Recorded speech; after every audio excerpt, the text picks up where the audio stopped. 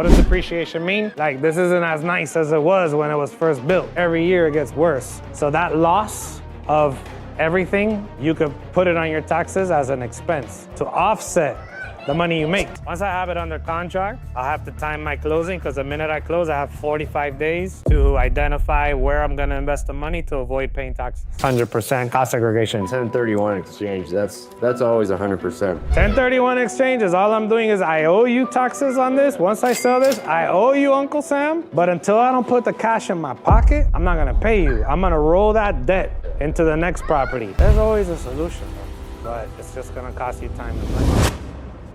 What specific challenges would you have to overcome in that situation where you have to get the 2-1 to match the 3-2? Like, you gotta get permits, you gotta get plans, you gotta have them come and legalize it. the implication is that work was done without any permit. 1000%, because they would have updated it. Or you list it as a 3-2. Hopefully nobody asks any questions, no city sees it, and you're good to go. But look at her, she was selling hers, it was a 3-2, and she remodeled it, and was 2 weeks away from closing with a buyer.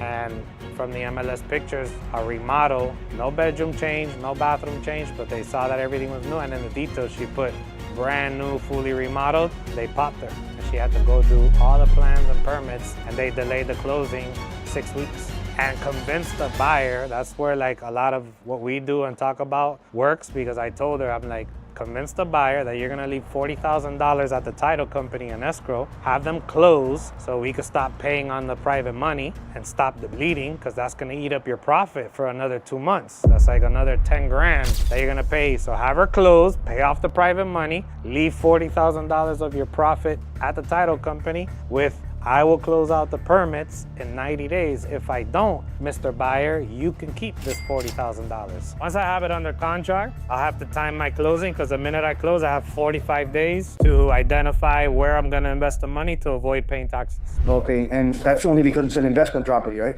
They changed that back to 100%, right? That's a different thing. So that's for when you're depreciating. So when you call for depreciation, I could write off. So if you buy one property a year, depending on the amount of the size of the property and how much money you make, you can take the whole depreciation and claim it in 1 year. It was 80% when Biden took over, changed to 80. Trump put it back to 100%. So you fast forward the depreciation. What does depreciation mean? Like, this isn't as nice as it was when it was first built. Every year it gets worse. So that loss of everything, you could put it on your taxes as an expense to offset the money you make. So potentially I could pay zero in taxes every year by picking up one property and doing the depreciation. 100% cost segregation. 1031 exchange, that's always 100%. 1031 exchange is all I'm doing is I owe you taxes on this. Once I sell this, I owe you Uncle Sam. But until I don't put the cash in my pocket, I'm not gonna pay you. I'm gonna roll that debt into the next property. So I could get to a point, keep doing it, to where that I owe them $500,000 in taxes. If you plan your estate right with the right estate tax planner, once he inherits it, they can wipe out the taxes.